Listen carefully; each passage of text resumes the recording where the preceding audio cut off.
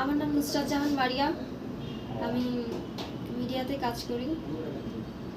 Social মিডিয়াতে viral তার তার কারণ হচ্ছে শাহজাহান ভাইয়ের জন্য। উনি বর্তমানে বাংলা এখন আর বেঁচে নেই, ইনি ইন্তেকাল করেছেন কালকে। তার জন্যই কিন্তু আমার সোশ্যাল মিডিয়ায় ভাইরাল হয়েছি।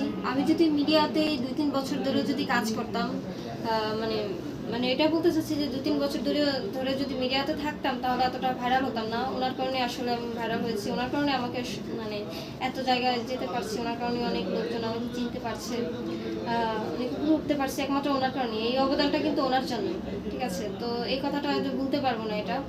আর সে মারা গেছে এটা শুনে আমার কাছে খুব খারাপ লাগছে। তো আর কি বলবো। আচ্ছা, তার সাথে কাজের সূত্রটা, পরিচয়টা কি?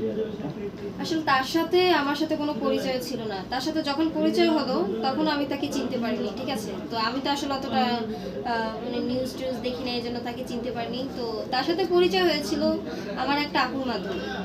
আমি চ্যানেল আইতে একটা নাটক করেছি, তো এই নাটকে আমার একটা আপুর সাথে পরিচয়। তো ওই আপুর সাথে যেই আমাদের যে পেজটা যে ভাইয়াটা চালায়, এই ভাইয়াটার সাথে পরিচয়। তো ভাইয়া আমাকে শাহজাহান ভাইয়ের কাছে নিয়ে গেছে। তো ওইভাবে আর কি আমাদের পরিচয়।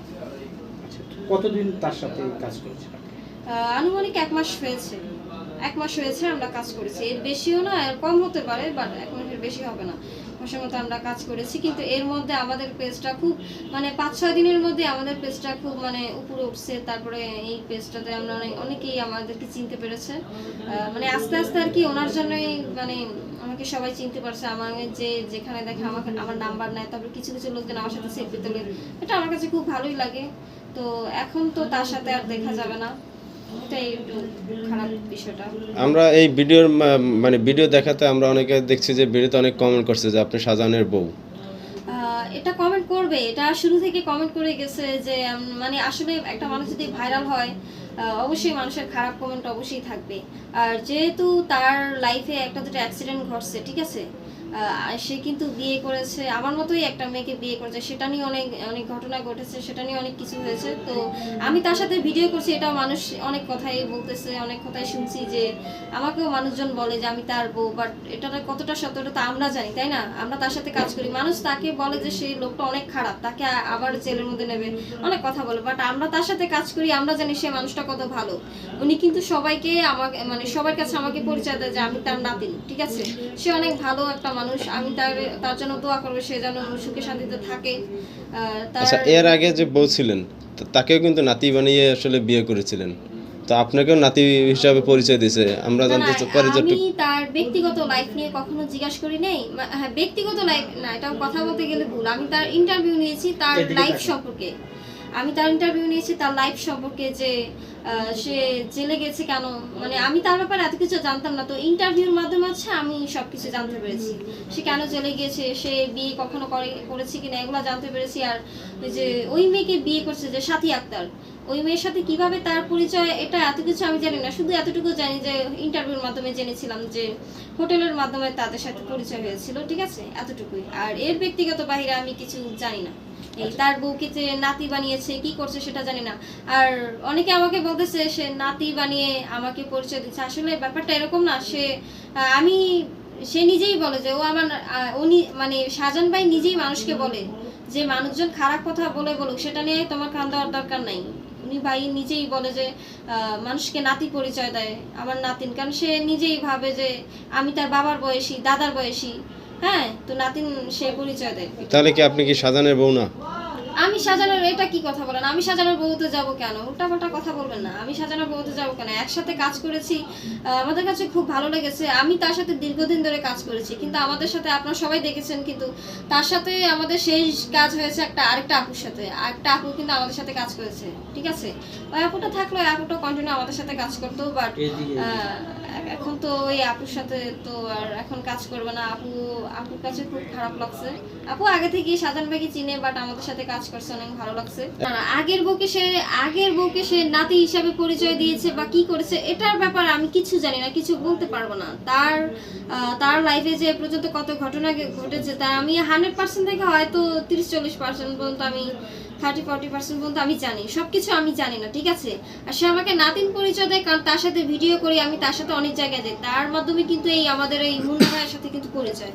মুন্না ভাই নিজে আমাদেরকে কল করেছে, দেন তার অফিসে আসতে বলেছে। তো তার সাথে আস্তে আস্তে এভাবে পরিচয়, তার এখানে কাজ করছি তার মাধ্যমে।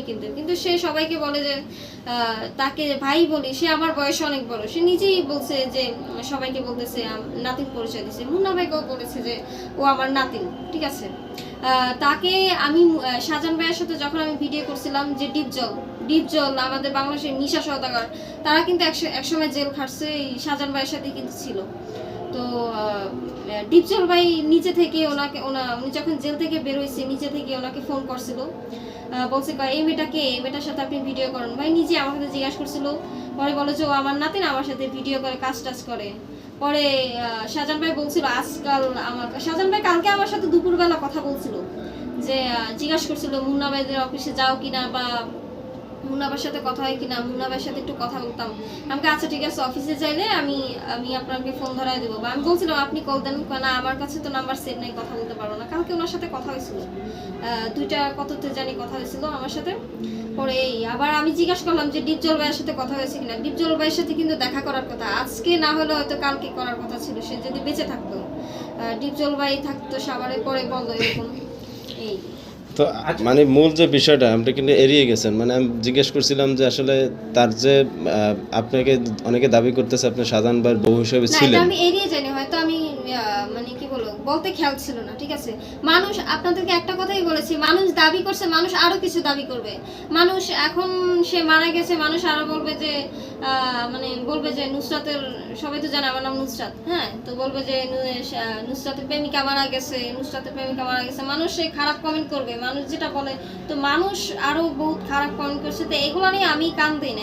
এই কথা নিয়ে কান দিলে তো আমার ক্যারিয়ার হবে না, আমার ক্যারিয়ার নিজের কাছে, ঠিক আছে। এসব শুনলে আমাকে কেউ ভাত দেবে না, আমার ক্যারিয়ার গড়াবে না। তো আমারটা আমার কাছেই। তো আজকে এই যে শাহজাহান ভাই মারা গেল, তাহলে আপনি শাহজাহান ভাইকে দেখতে গেলেন না কেন? দেখুন আমি হ্যাঁ, এটার কথা আছে, আমি কেন তাকে দেখতে যাইনি। তাকে দেখার আমার প্রধানত ইচ্ছা আমার ছিল, কারণ সকালবেলা আমার কাছে যখন সবার প্রথমে মুন্না ভাই আমাকে কল করেছে, নাম্বার দিয়ে কল করেছে। তো আমি হঠাৎ করে আমাকে কথা বলতেছে, শাহজাহান নাকি মারা গেছে, তুমি কি জানো? আমি বলতেছি কি কর না কোন তোর কথা বলতেছেন, শাহজাহান ভাই কালকে তো আমার সাথে কথা হলো, এরকম ভালো মানুষ জীবিত কিভাবে হঠাৎ মারা যেতে পারে। আমি হঠাৎ করে অবাক হয়ে গিয়েছিলাম। তো তারপর আমি জাহিদ ভাইয়ের কাছে কল দিলাম, তো ভাইয়াকে বললাম ভাইয়া কি খবর এমন এমন। তো ভাইয়া বলছে যে এমন এমন, যে শাহজাহান নাকি মারা গেছে। এটা আমি বলছি এটা কতটা সত্য, কে বলছে, কিভাবে সে কয়, আমি এরকম উড়ন্ত খবর পাইছি, আমি জানতেছি। হ্যাঁ, তো এরকম জানাজানি হলো, অনেক কিছু হলো। তো পরে আমি বিভিন্ন জায়গায় কল করলাম। তারপরে আমি যখন লাইনে